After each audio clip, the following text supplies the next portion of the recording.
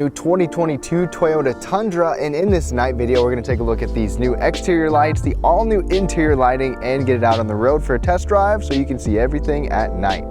Now, starting things off up front, first of all, I will have a full review coming out shortly after this video, but this new 2022 Tundra has a completely different face. As you can see, headlights are different, the grille is different. LED headlights are actually standard on every single trim, even the base, but you get what Toyota calls premium headlights on the upper trims. Every trim except the base model is going to give you fog lights, and if you get the TRD Pro, you'll get an extra light bar right in the front. So you're going to have a lot of lights up front with the TRD Pro.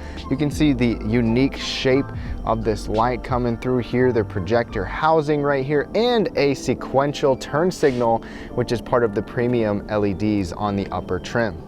This particular one, ladies and gentlemen, is in the wind chill pearl, a nice sparkly white on this top luxurious capstone trim level. We even have 22-inch wheels, and most of the mirrors are going to give you turn signals. Some of the trims give you that, not all of them. But what do you think of the design and the exterior light package here? Now, coming to the back, you're going to get different taillights here as well. These taillights are really unique. During the day, I don't care for them so much. They look really bulky and kind of bulge out like aftermarket. But at night, the upper trims actually give you these sequential turn signals. This is pretty interesting. I mean, this truck looks luxurious, and this is the capstone trim, almost $80,000. The other thing is that standard, aside from LED taillights, is this backup light assist right here. So this is a good trailer light, shines right down where your hitch is going to be, helps you out with that. Also LED license plate lights and a standard LED cab mounted light as well. Now let's take a look at the brake and reverse lights. Then if we open this up, there's just a little touch button right there. It is soft opening. We've obviously got LED bed lighting right here. I go into more detail in my full review. Even got some tie downs, but this is extremely well illuminated, as you can see. Those of you that really love paint, take a look at this paint, this wind chill pearl paint. Really nice little sparkle to it. Looks great. Not a pure white, got a nice little metallic-y ivory color in it.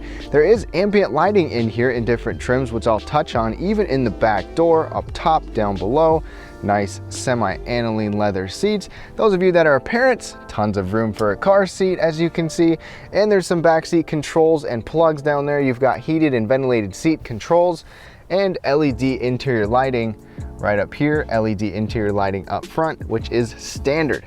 As you approach the vehicle, you won't get any special lighting from the mirror coming down, no puddle lights, no handle lights, but as you approach, the interior will actually light up. And when you open the door, you can have that setting off or on. But take a look at these two-tone seats. One, they look gorgeous. They look beautiful. They're very comfortable. But number two, that white leather definitely stains easily on the dash as well. I'll talk about that in the full review. All right, y'all, let's take a look at this interior. All the lights, controls, and buttons, and just everything is so different and so new in this 2022 Tundra. It's just crazy. All around you, completely unrecognizable interior.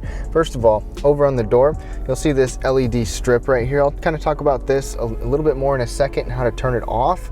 You've got well illuminated buttons down here, your mirror controls, your locks, all of that. The only thing that's not illuminated is memory settings down on the door. There's even a little bit of lighting in the little door pocket down there. Then over here, you've got a couple more controls, some light controls too. The far left is going to be the bed lighting control, automatic high beam button right there. Push that, then your automatic high beams will be on. And then the interior brightness is with this button right here. So if I push that, this will change the brightness of that. Plus, it also changes the brightness of these buttons and controls over here as well. The other thing is when you get that all the way down to the lowest brightness level, that turns off the ambient lighting and the mood lighting in here too. Steering wheel has the blue controls here as well, or the blue backlit buttons.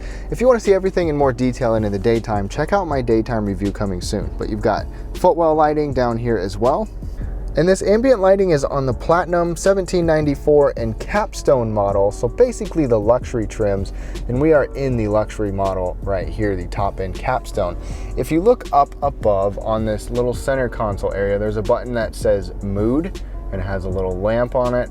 And if you push that button, that will turn these off completely, the ambient lighting off completely. It's on the doors, it's on the dash, it's in the footwells, it's down by there. This stays on down there. as well as a little bit that shines down on our center console right here. I mean, there's a fair amount of light coming from up above. There's a little light right there. Let me show you. So if I cover that up, dark, let it off, so that stays there all the time.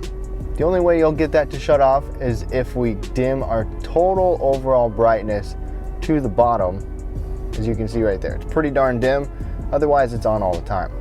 But I tell you what, I definitely appreciate this ambient lighting in here. I was just in a Lexus LX, the top Lexus LX, well, not the top trim, but a Lexus LX, and the ambient lighting dimmed when you put it in gear. Watch this.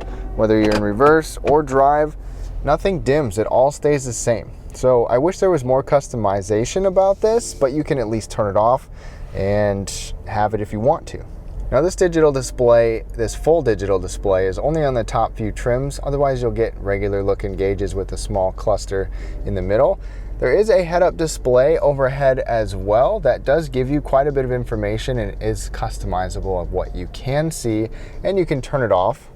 And then over here we get this large 14+ inch screen, and I like the layout. I like how it's tall, I like how it's not vertical like Ford's big screen, and it just has a ton of information. Wireless Apple CarPlay and Android Auto on here as well. And then this video is about the lighting, so let me go to the display brightness. If you go to the settings and then display, you can have it automatically go between night and day mode. Otherwise, you can adjust the brightness pretty easily. And I love having a dim screen when it's a massive screen like this, because it can get pretty darn bright and it's easy to adjust, doesn't take much, and I like the look of it overall. Otherwise, you can go back to your settings. Let's go to vehicle customization, then we can go to lights, and there's just a little bit to customize your headlight sensitivity, how long they're on, whether your daytime running lights are on. Otherwise, that's about it. The actual light controls are on this stock, typical Toyota. You can have it in automatic mode, fog lights right there. Moving down, everything is well lit. Dual zone climate control. You even have a volume knob right here, this little circle. I love how everything is well illuminated. All of your buttons, like your air suspension controls over here, which I'll talk about in the full review, trailering, even your camera. And when at nighttime, we still have a good view with our camera. I mean, if you go, you can have this surround view camera, multi-terrain camera on different trims, backup camera you can see next to your vehicle, tons of stuff that you can see. You can even see in the bed of your truck. It's really pretty awesome. There's a wireless charging mat right there with constant ambient lighting on it as well. Our shifter, and then we've got our four-wheel drive controls right next to where our hand will rest. Easy to reach, easy to get to. Tow haul mode, there's actually two tow haul modes. Drive modes, and the drive modes show up on the screen right here. There's several different drive modes, which kind of surprised me, and we have an adaptive suspension, so you can even see the little highlights on the suspension there. This center console area is just so well illuminated. It's very nice. You've got a little pop-up tray right there. Let me turn on some overhead lights. A little tray here, slide that out of the way, and you've got more space inside. Get this out of the way, and you've got two USB charging ports right there. You've got a little light that shines in here, another blue light. There's also a USB charging port by the AC controls over there. But keep in mind, this illuminated center console is only on the platinum trim and higher, and that's the same thing with an illuminated glove box. So supposedly the lower trims don't get illuminated anything in here. Fresh little detail over there, capstone, tell you in your top trim level here. Overhead, you've got LED interior map lighting as standard. You can have it toggle between on and off, or you can have it to where when the door opens, the lights will turn on or not. And in case you missed it, this is to do the ambient lighting, to turn off what they call their mood lighting, off or on. And then you've got one simple touch, actual buttons for your interior LED lights. And if I turn those on, they are bright white lights, but they don't make this cabin extremely bright. So whether you like that or not, I like it that it's not super crazy bright, but they still do a good job illuminating things. Plus, another thing is you've got an automatic dimming rearview mirror or a digital mirror right here, so you can have it be just a regular auto dimming mirror or a digital mirror, which acts like a camera. Of course, Toyota's gonna give you a vanity light, and that thing is bright as heck. But overall, I really like this interior. It's very nice, very well laid out, luxurious in this top trim, and still practical, and I like the ambient lighting. What do you think? Now let's go ahead and start it up.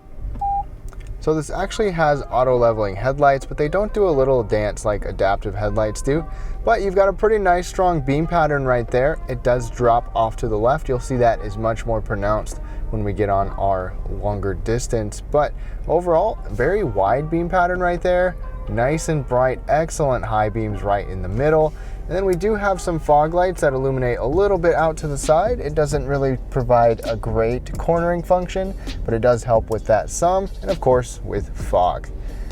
These do not have IIHS headlight ratings at this time, but I'm not sure how they would do. Let's go ahead and get them out on the road. And as we look out into the distance with this Tundra, so I like to line up on this hill all the time.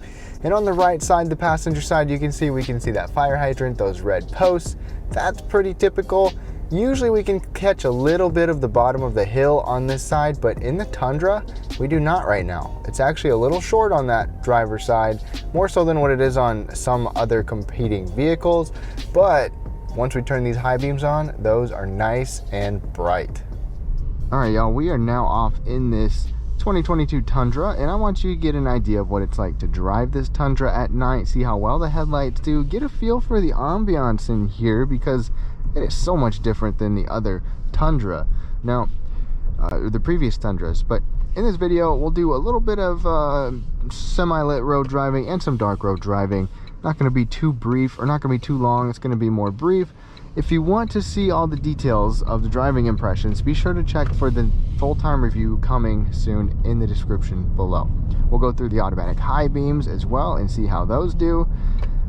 Driving impressions, like I said, stay tuned for those, but let's get one quick little clip. This hybrid iForce Max 3.5 liter twin turbo pumps out a lot of torque. Pedal down.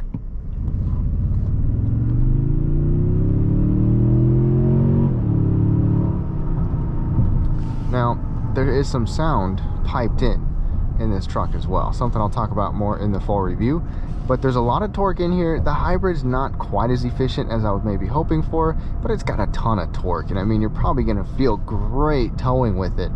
But right here, we've got all LED headlights. This mirror, when it's in camera mode, blocks out literally all of the glare from lights behind you. Otherwise, you can have it in regular automatic dimming mode, or the lower trims will have the manual flipping mirror.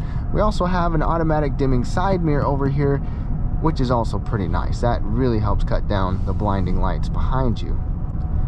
And one thing that I have first impression is that the headlight on this driver's side seems to sit lower than what others do. They're designed to be like that so that you're not blinding oncoming traffic, but it seems to be lower with less distance. We'll see how it is on a dark road.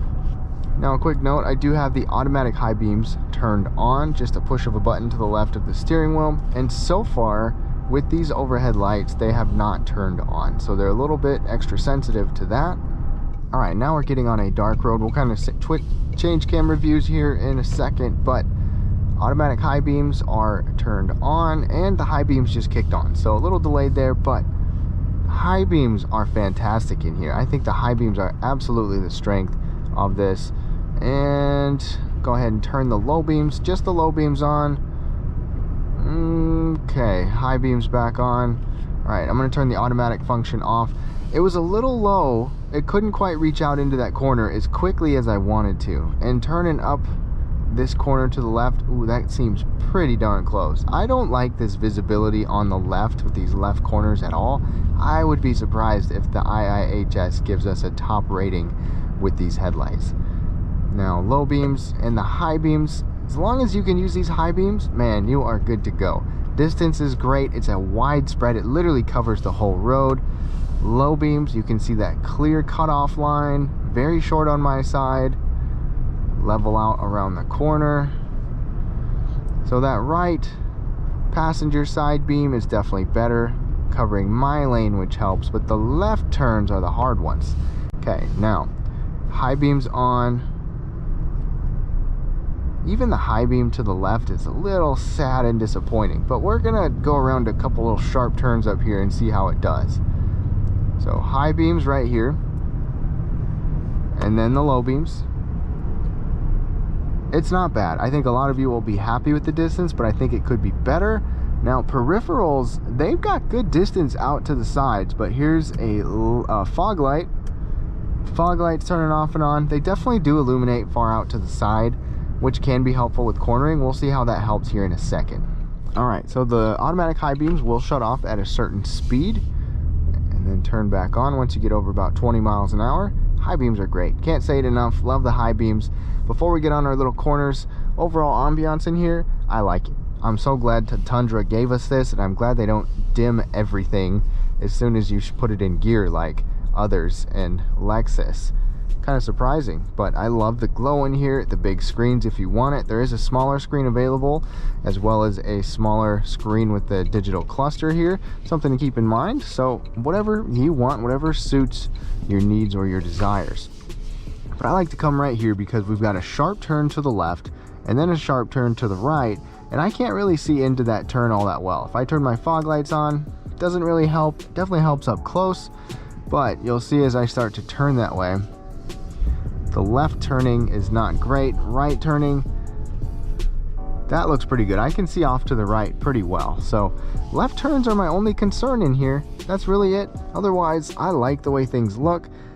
They've done well. Let me know what you think. Hope you enjoyed this video. If you did, a thumbs up would be super helpful, and subscribe for more, and be sure to check out the full review coming soon in the description. Have a good night.